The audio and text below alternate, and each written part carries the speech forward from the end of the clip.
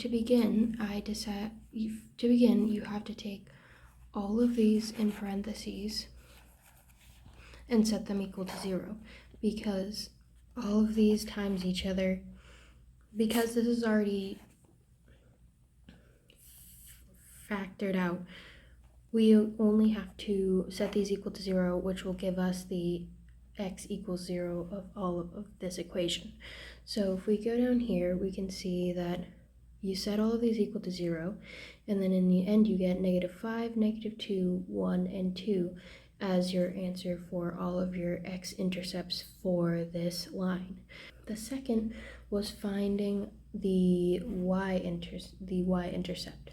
So what you had to do is you had to take all of these numbers that you got from the factored form of this equation and multiply them all together. Now we're multiplying these, which will give us an answer of -20 for our y-intercept. So here we have all of our intercepts, and from here we can figure out that the graph that we were supposed to pick was this one. The second question that I decided to answer was this equation and figuring out if k is a polynomial, is a 0 of this polynomial, and they give us that k equals 5.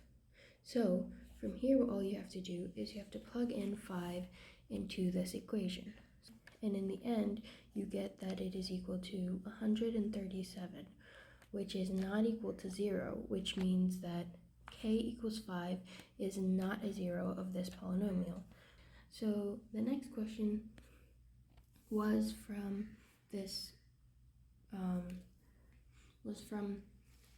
checkpoint, and it was proving that log b x to the r is equal to r times log b of x.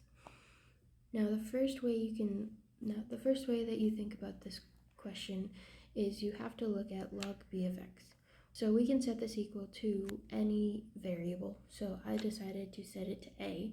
So from here, we can convert this into b to the a equals x. Now from here, we can add the r in the equation.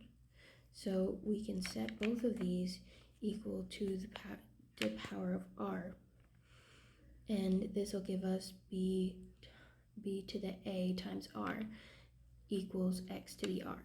Now we can start adding in the log form into this equation. So we can take log b, we can add log b to each side of this equation, and from here we will get only ar, because log b to the b is going to cancel out. And from here we will get that log b x equals r. Now we have ar equals log b x to the r. So if we remember from way back when we first started, we know that log b of x is equal to a. So if we take this and we plug it in, we get log bx times r equals log bx to the r, which is the equation that we were trying to prove up here, proving that we can use this equation when we're looking at logarithms.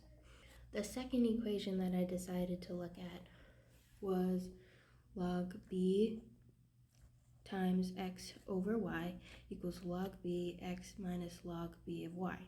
And we have to prove this one as well. So to start, we're simply going to look at the x over y. Now we know that x times 1 over y is going to equal x over y. So we are going to start by adding the logarithms to these.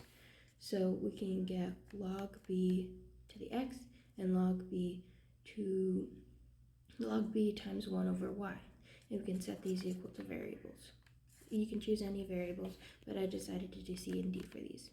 We can convert this into b to the c equals x, and we can convert this into b to the d equals 1 over y. Now, since these are equal to each other, we can start building our equation back up.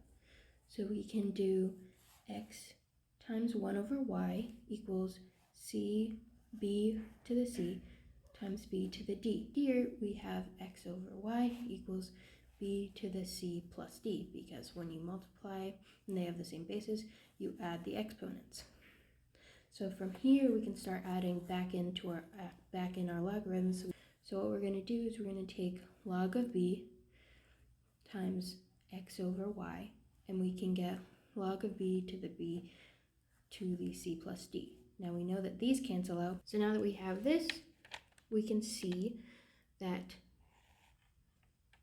log of x over y equals c plus d. So we can convert that, and now we see that we have log b of x plus log b times 1 over y.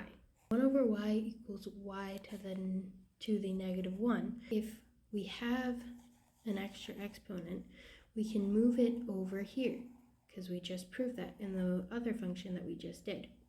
So now we have negative log b times y plus log b times x. And this brings us back to our original formula of log times x over y equals log b of x minus log by.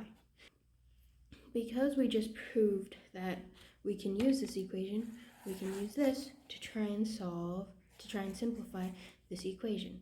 So that's it. Bye.